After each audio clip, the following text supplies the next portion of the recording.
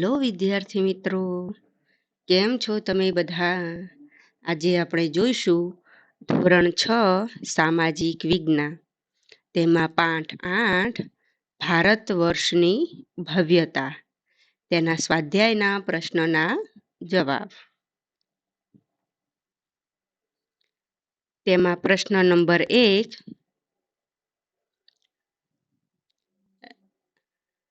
નીચેની ખાલી જગ્યામાં યોગ્ય શબ્દ મૂકી વાક્ય પૂર્ણ કરો.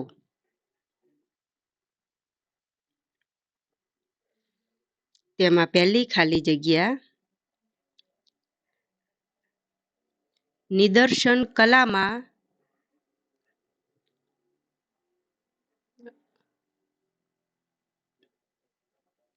નૃત્ય અને નાટકનો સમાવેશ થાય છે. તેમાં બીજી ખાલી જગ્યા,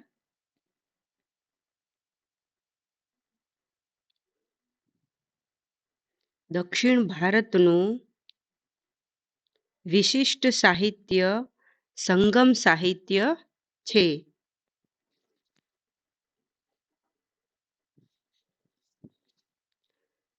તેમાં ત્રીજી ખાલી જગ્યા, ચંદ્રગુપ્ત મૌર્યના દરબારમાં મેગેસ્થનીસ ગ્રીક એલચી હતો. ચોથી ખાલી જગ્યા, મધ્યપ્રદેશમાં ભીમબેડકા સ્થળેથી પાષાણ યુગના ચિત્રો મળી આવેલ છે. પાંચમી ખાલી જગ્યા,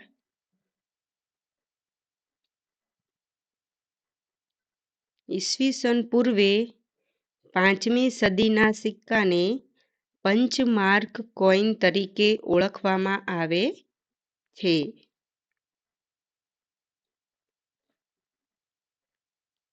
પ્રશ્ન નંબર 2, ટૂંકમાં ઉત્તર આપો.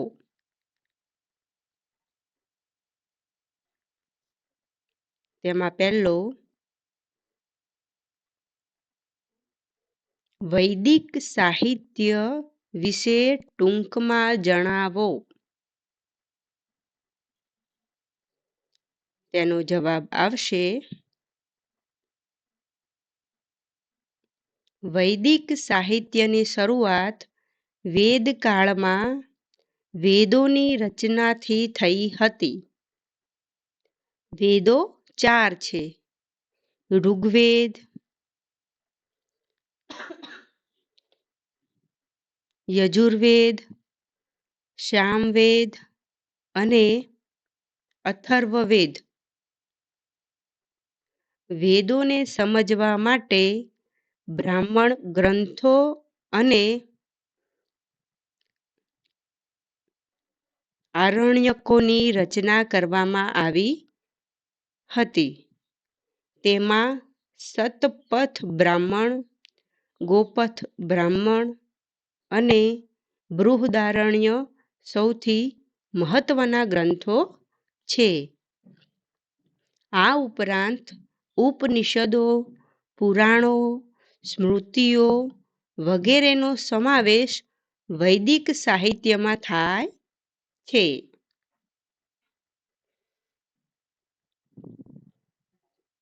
તેમાં બીજો પ્રશ્ન,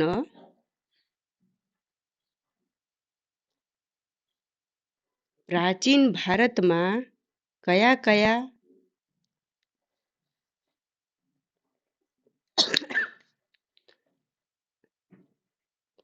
વિદેશી મુસાફરો કે પ્રવાસીઓ આવ્યા હતા?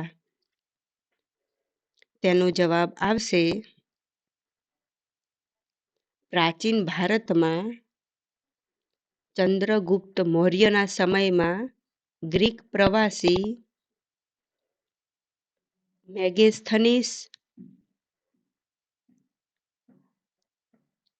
ચંદ્રગુપ્ત દ્વિતીયના સમયમાં ચીની પ્રવાસી ફાહિયાન હર્ષવર્ધનના સમયમાં ચીની પ્રવાસી યુએન સ્વાંગ અને ગ્રીક નાવિક ટોલેમી વગેરે વિદેશી મુસાફરો કે પ્રવાસીઓ આવ્યા હતા.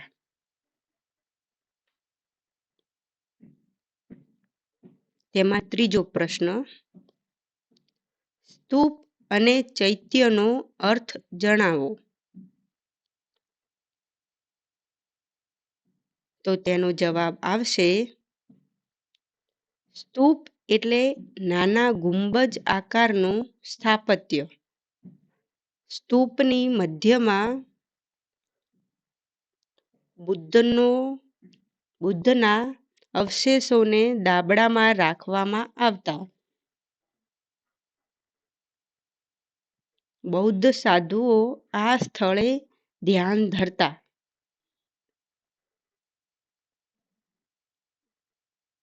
ચૈત્યો એટલે પ્રાર્થના ગૃહો. ચૈત્યોને ગુફાની જેમ પર્વત કોતરીને બનાવવામાં આવતા. ચૈત્યોમાં ગુફામાં જ હારબંધ સ્તંભો, દરવાજા, વિશાળ પ્રાર્થના મંડપ વગેરે કોતરવામાં આવતા. ચૈત્યોનો ઉપયોગ પ્રાર્થના ગૃહ તરીકે કરવામાં આવતો.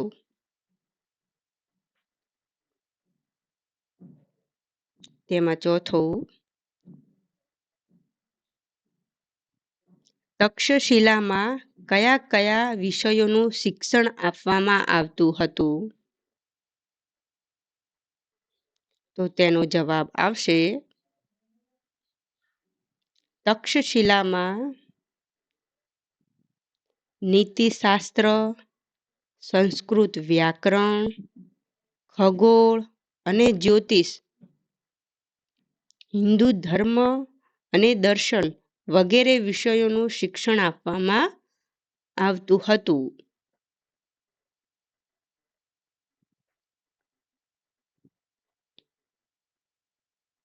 તેમાં પાંચમો, ગુપ્ત વંશના કયા કયા રાજવીઓના સિક્કાઓ મળી આવ્યા છે. તો તેનો જવાબ આવશે, ગુપ્ત વંશના સમુદ્રગુપ્ત, ચંદ્રગુપ્ત અને ચંદ્રગુપ્ત પ્રથમ અને ચંદ્રગુપ્ત દ્વિતીય રાજવીઓના સિક્કાઓ મળી આવ્યા છે.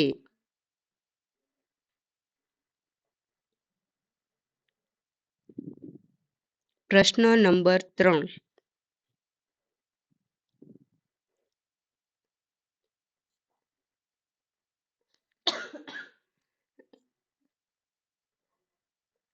નીચેના વિધાનો ખરા છે કે ખોટા તે જણાવો.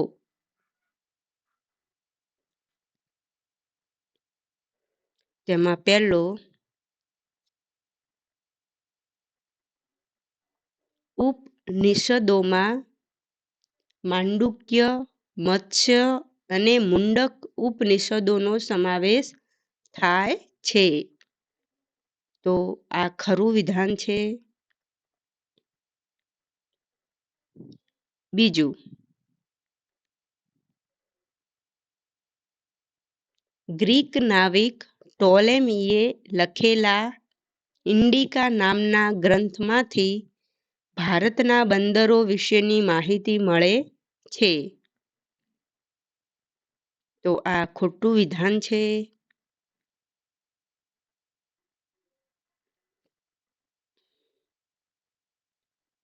ત્રીજું,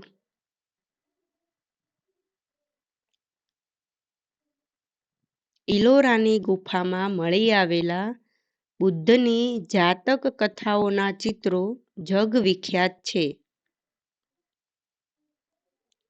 તો આ ખરું વિધાન છે. ચોથું,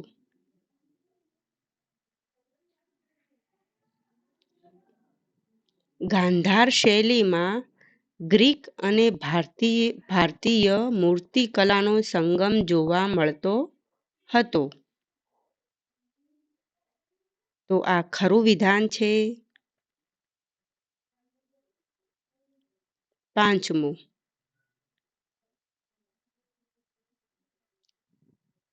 પ્રાચીન ભારતમાં ગાંધાર પ્રદેશમાં આવેલ નાલંદા વિદ્યાપીઠ જગવિખ્યાત હતી. તો આ ખોટું વિધાન છે.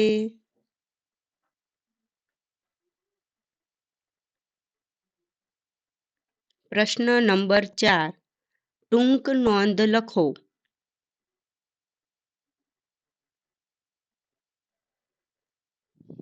તેમાં પહેલું, ધર્મેતર સાહિત્ય.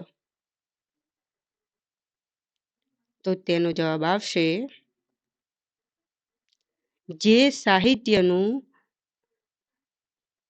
વિષય વસ્તુ ધર્મની બહારનું હોય તેવા સાહિત્યને ધર્મેતર સાહિત્ય કહેવામાં આવે છે. તેમાં કાવ્યો, નાટકો,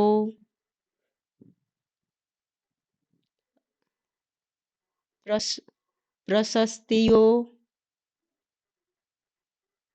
વ્યાકરણ ગ્રંથો અને સ્મૃતિઓનો સમાવેશ થાય છે.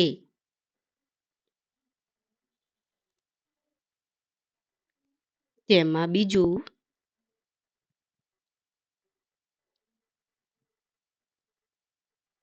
પ્રાચીન ભારતના સ્થાપત્યો.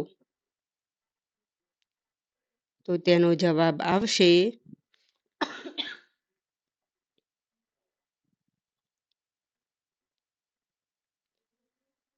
ચીન ભારતના સ્થાપત્યોની શરૂઆત હડપ્પા સભ્યતાની નગર રચના, અનાજનો કોઠાર, સ્નાનાગાર, ગટર આયોજન, જાહેર રસ્તાઓ વગેરેના બાંધકામથી થાય છે. આપણા પ્રાચીન સ્થાપત્યો ઇજનેરી કળાના ઉત્તમ નમૂના છે.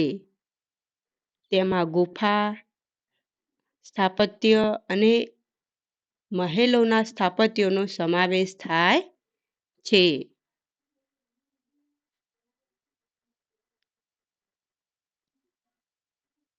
તેમાં ત્રીજો,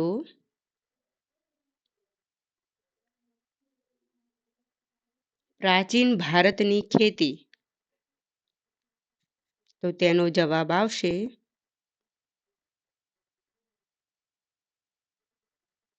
પ્રાચીન સમયમાં ભારતમાં ખેતી માટે લોખંડના વિવિધ ઓજારો અને સિંચાઈની વ્યવસ્થા હતી. પ્રાચીન સમયમાં ઘઉં, જવ, ડાંગર, જુવાર, બાજરી, તલ, વટાણા વગેરેની ખેતી થતી હતી.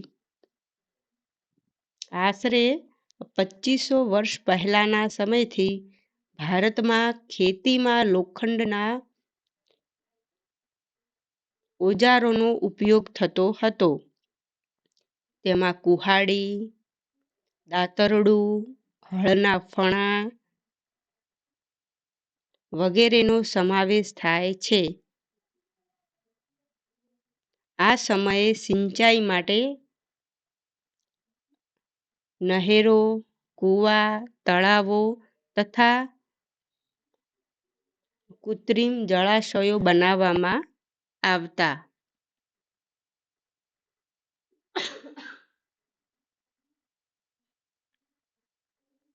તેમાં ચોથું,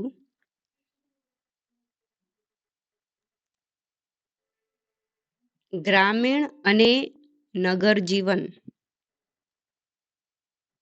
તેનો જવાબ આવશે પ્રાચીન સમયમાં ગ્રામીણ જીવન અને નગર જીવન ઉત્તર ભારત અને દક્ષિણ ભારતમાં નીચે પ્રમાણે જોવા મળતું હતું. ઉત્તર ભારતના ગામનો વડો ગ્રામ ભોજક કહેવાતો. આ પદ વંશ પરંપરાગત હતું. દક્ષિણ ભારતમાં 3 પ્રકારના લોકો રહેતા હતા. પહેલું, મોટા જમીનદારો. બીજું, નાના ખેડૂતો. અને ત્રીજું, જમીન વિહોણા મજૂરો.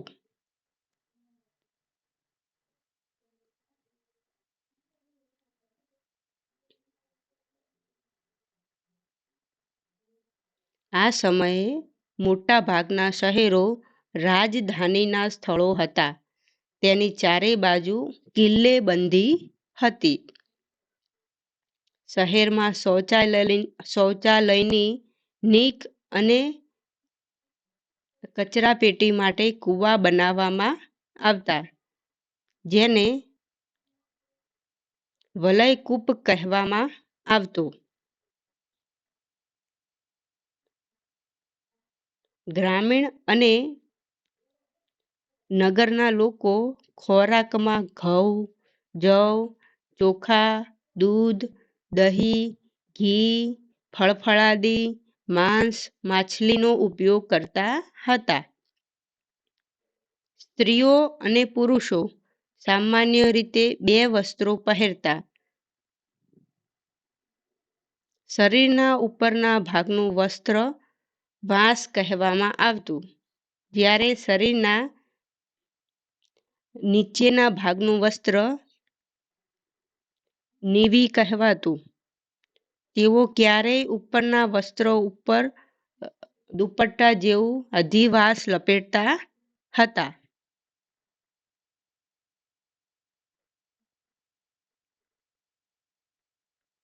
તો થેન્ક યુ વિદ્યાર્થી મિત્રો. મારી ચેનલને લાઈક કરો, શેર કરો અને સબસ્ક્રાઈબ કરો. ચલો આવજો.